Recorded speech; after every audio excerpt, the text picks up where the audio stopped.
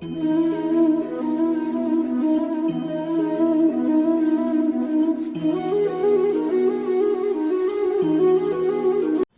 कृष्णा भाइयों और बहनों, मैं नितेश सिंह आज फिर एक नई वीडियो में आपका स्वागत करता हूँ।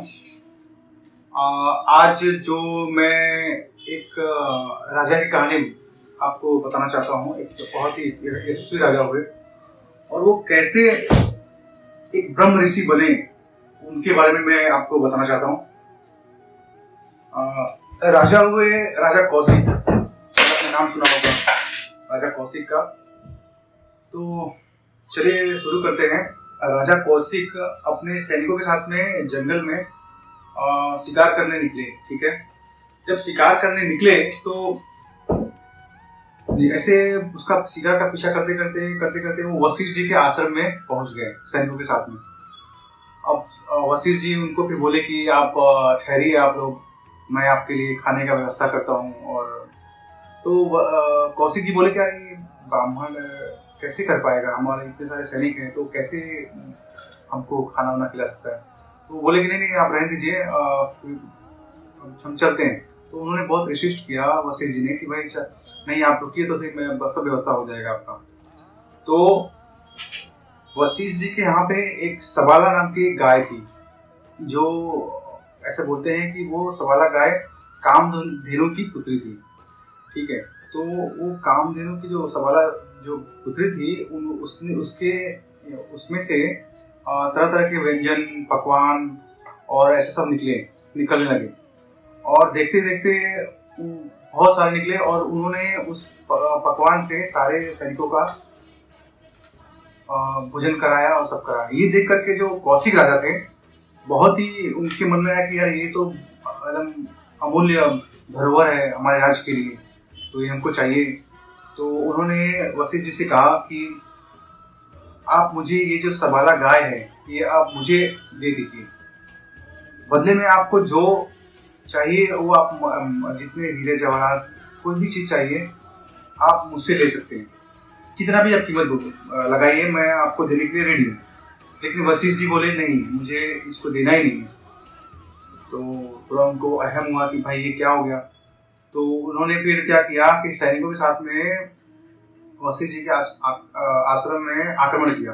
ठीक है, आक्रमण किया तो वो सवाला जो गाय थी उसके अंदर से बहुत सारे मतलब कि ऐसे सैनिक और निकलने और योद्धा निकले, जो उन लोगों ने युद्ध किया और कौशिक राजा के सैनिकों को परास्त किया। ठीक है, तो ये सब देख के उनको बहुत अचंभव हुआ कि अरे यार ये क्या हो गया। तो फिर उन्होंने प्रण लिया कि ठीक है, मैं वापस आऊंगा और इन पे आक्रमण करूंगा और इनको युद्ध में हरा करके मैं सबाला गाय को अपने साथ लेके जाऊंगा। ठीक है, तो शिव की तपस्या की, तो शिव ने उनको बहुत सारे अस्त्र शस्त्र दिए। फिर युद्ध करने आए तो जो वशिष्ठ जी थे सिर्फ अपने ब्रह्मदंड से उनके सारे अस्त्रों को विस्फल कर दिए। जितने भी अस्त्र किए तो वो उनके ब्रह्मदंड के सामने समीप भी नहीं पहुंच पाए। तो ये देख करके कौशिक जो राजा थे उनको जिज्ञासा हो कि अरे ये तो शक्ति मेरे पास होनी चाहिए। तो उन्होंने फिर से उन्होंने तपस्या की है कि ब्रह्म ऋषि बनना है मुझे और ब्रह्मदंड मुझे ये शक्ति मुझे अर्जित करनी है, वो सवाला गाय के लिए, इनसे युद्ध में हराने के लिए। ठीक है, तो अभी देखिए ये जो मैं आपको जर्नी बता रहा हूँ ये इतनी जबरदस्त है, ये आप पढ़ेंगे तो आपको किसी भी मोटिवेशन स्पीकर की जरूरत नहीं पड़ेगी, इतना बढ़िया है। आप वो कैसे राजा कौशिक अपने इंद्रियों को काबू पाते हैं, वो सारा चीज इसके अंदर बताया गया है। तो तपस्या करते हैं, जब तपस्या करते हैं तो इंद्र उनको मेनका तो वो मोहित हो जाते हैं मेनका के साथ वो 10 साल मेनका फिर उनको क्या आता है, अरे मेरा तो सब भंग हो गया, मैं तो काम में पड़ गया। तो फिर वो उसको छोड़ देते हैं।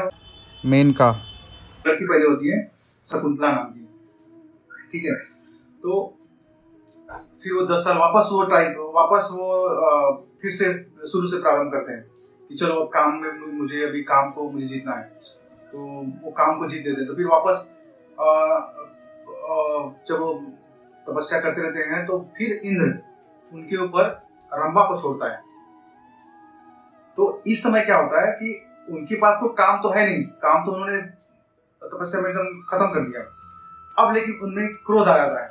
अब बोलते हैं कि उसको क्रोध से उसको जाने के लिए बोलते हैं। तब उनको पता चलता है कि अरे यार काम तो चला गया लेकिन क्रोध है अभी। तो फिर से वो वापस स्टार्ट करते हैं, वापस तपस्या स्टार्ट करते हैं कि चलो फिर से तपस्या करते हैं। फिर वो वापस तपस्या करते हैं। तो इस बार वो क्या करते हैं कि काम क्रोध हो गया। अब वो तपस्या करने में काम क्रोध लोभ मात्सर्य इस सबका त्याग होना और सब पे विजय प्राप्त करना जरूरी होता है। तो वो बिना कुछ खाए पिए सिर्फ हवा खा करके वो तपस्या करते हैं। ऐसे तपस्या करते फिर जब वो तपस्या उनकी पूरी हो जाती है, जब अवधि पूरी हो जाती है, तब वो खाना खुद बनाते हैं। और जैसे ही वो खाने के लिए बढ़ते हैं तो उनके यहाँ पे इंद्र जो थे वो भेष बदल करके आते हैं और बोलते हैं कि मुझे भिक्षा दो। तो अभी अतिथि तो सबसे बड़ा अपने हमारे धर्म में माना गया है, सबसे बड़ा उनको माना गया है, एक भगवान के रूप में माना गया है।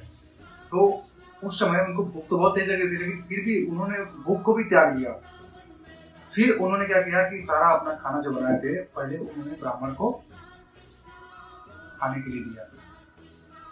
तब ब्रह्मा जी प्रकट होते हैं और बोलते हैं कि अब तुम ब्रह्म ऋषि बन चुके हो। तो फिर भी वो नहीं मानते, बोलते हैं कि नहीं, मुझे जब तक वशिष्ठ जी नहीं कहेंगे आकर के मैं ब्रह्म ऋषि बन गया हूं तब से मैं नहीं मानूंगा। लेकिन ये सब जर्नी के ये सब करते समय जो उनका जो भाव था वशिष्ठ से युद्ध करने का और उनको जीतने का, वो सब उसी के अंदर नष्ट हो गया। फिर वशिष्ठ जी आते हैं, उनको बोलते हैं कि नहीं, अब आप ब्रह्म ऋषि हो। तो आप एक क्षण समझिएगा, मैं एक क्षण आपको बोलता हूँ रामायण का एक क्षण। जब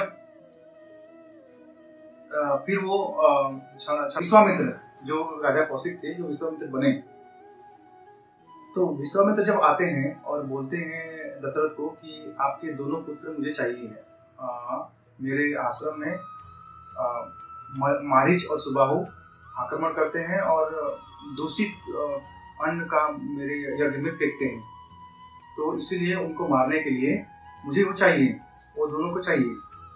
तो दशरथ बोलते हैं कि ये कौन है, ये दोनों जन मारीच और सुबाहु कौन है? तो उन्हें बोलते हैं कि ये रावण के सेनापति हैं। और फिर वो समझते हैं कि अरे यार इनको तो बहुत भारी काम है, चलो मैं जाता हूँ, मैं आपके साथ चलता हूँ, ये को तो मैं संभाल ही लूंगा। तो फिर वहाँ पे बोलते हैं विश्वामित्र जी कि ठीक है, मैं तो सुना था कि भाई रघुकुल में जो इक्ष्वाकु वंश है वो अपने वचन पे बंध रहते हैं, तो ठीक है आप वचन तोड़ सकते हैं, मैं जाता हूँ यहाँ से। फिर वहाँ पे वशिष्ठ जी उनको बोलते हैं दशरथ को कि रुकिए, जो विश्वामित्र जी हैं वो स्वयं मारीच और सुबाहु को मार सकते हैं, वो आपके लड़के को लेके जा रहे हैं तो उनका कुछ भला ही सोचा होगा, उन्होंने भले के लिए लेके जा रहे हैं, आप जरा भी टेंशन मत लीजिए। वो इतने कॉन्फिडेंस से क्यों बोलते हैं? क्योंकि उनको पता रहता है कि जो विश्वामित्र जी हैं वो ब्रह्म ऋषि हैं, उनके बारे में जानते हैं वो कि वो कैसे बने, तो इतना कॉन्फिडेंट है उनके ऊपर। तो इस तरह राजा कौशिक से वो ब्रह्म ऋषि विश्वामित्र बने। तो ये जो कौशिक से विश्वामित्र बनने की जो जर्नी है वो बहुत ही बेहतरीन है और इंस्पिरेशनल है। आपको ये पढ़ेंगे तो आपको एकदम पूरा मोटिवेशन मिलेगा। अभी मैं खुद इसको पढ़ा मैंने, तो मैं भी डाइटिंग कर रहा हूँ, मैं थोड़ा वेट मेरा बढ़ गया है, तो मुझे बहुत काफ़ी वो मिला कि नहीं यार, मेरी तो इंद्रियाँ हैं, अपने इंद्रियों पे काबू रखो, जबान पे काबू रखो। तो ये सच में ये बहुत ही बेहतरीन स्टोरी है, आप इसे रामायण में पढ़ सकते हैं और काफ़ी मोटिवेशन मिलेगा आपको। तो आज के वीडियो में इतना ही है। हरे कृष्णा हरे राम।